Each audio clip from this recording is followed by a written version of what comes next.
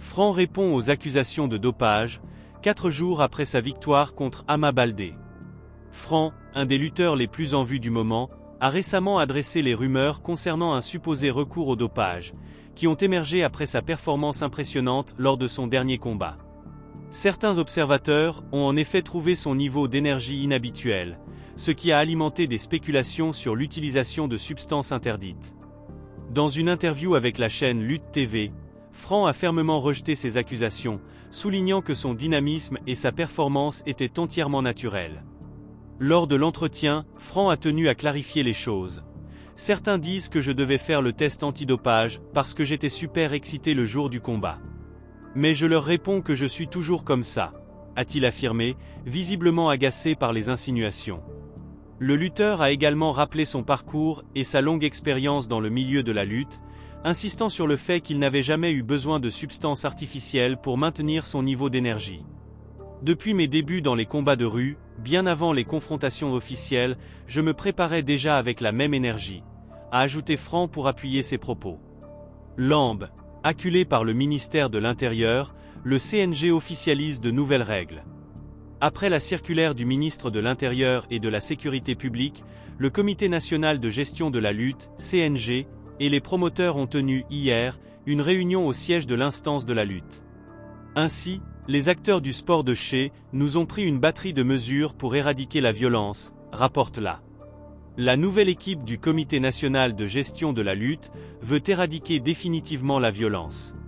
Suite à l'arrêté du ministre de l'Intérieur, l'équipe de Malik Ngom et les promoteurs se sont réunis à l'arène nationale pour trouver des solutions à la violence et convaincre la police d'assurer la sécurité des combats de lutte.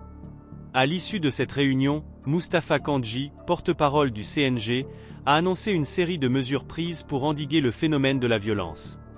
Selon lui, les galas débuteront désormais plus tard, à 16h30, et le grand combat devra impérativement commencer avant 19h.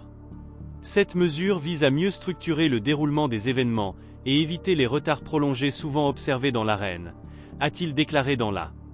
En ce qui concerne les face-à-face d'avant-combat, aucun athlète ne sera autorisé à être accompagné, a ajouté la. Joint au téléphone, l'ancien roi des arènes, Manga 2, s'est prononcé sur la décision des autorités de la police. Selon l'ancien roi des arènes estime que les fauteurs de troubles ne sont pas les amateurs. Dans le règlement du CNG, s'il n'y a pas la police, on ne peut pas organiser un combat de lutte.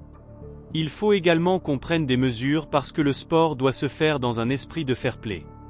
Aujourd'hui, il y a des personnes mal intentionnées qui occupent notre espace et elles veulent tout faire pour entacher cette discipline, a-t-il déclaré dans les colonnes de la. Le match amical tant attendu entre le Sénégal et l'Angleterre a été officiellement confirmé et se déroulera le 10 juin prochain au City Ground de Nottingham. Suite à cette annonce, le club anglais Nottingham Forest n'a pas caché sa satisfaction. Le match se tiendra dans l'enceinte de Nottingham Forest, club de Premier League, qui peut accueillir plus de 30 000 spectateurs. Avant cette affiche, le Sénégal pourrait disputer une autre rencontre amicale les 6 ou 7 juin, avec un adversaire encore à déterminer. De son côté, l'Angleterre se déplacera en Andorre quelques jours avant d'affronter les hommes de Pape Thiaw. LDC, Mbappé élimine. Manchester City, le PSG explose Brest. Le Real Madrid l'emporte encore face à Manchester City.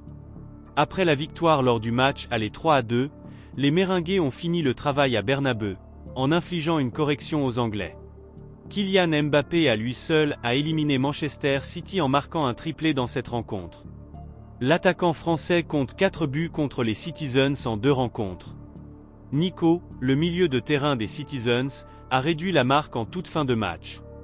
Le PSG, qui a déjà remporté la victoire lors du match aller 3-0, s'est imposé à nouveau face au Stade brestois à domicile ce mercredi. Le club de la capitale a battu lourdement Brest sur le score de 6-0. Une large victoire pour le PSG, qui se qualifie sans forcer pour les 8e de finale de la Champions League. Barcola, 20e, Kvaratskhelia, 39e, Vintina, 59e, Doué, 64e, Mendes, 69e, Ramos, 76e, et Seny Mayulu, 86e, sont les buteurs pour le PSG ce soir face à Brest. Dortmund s'est aussi qualifié pour les 8e de finale, après le match face au Sporting 0-0 au Signal Iduna Park. Le club allemand avait le gros du travail lors du match aller, en s'imposant sur le score de 3-0 sur la pelouse des Portugais.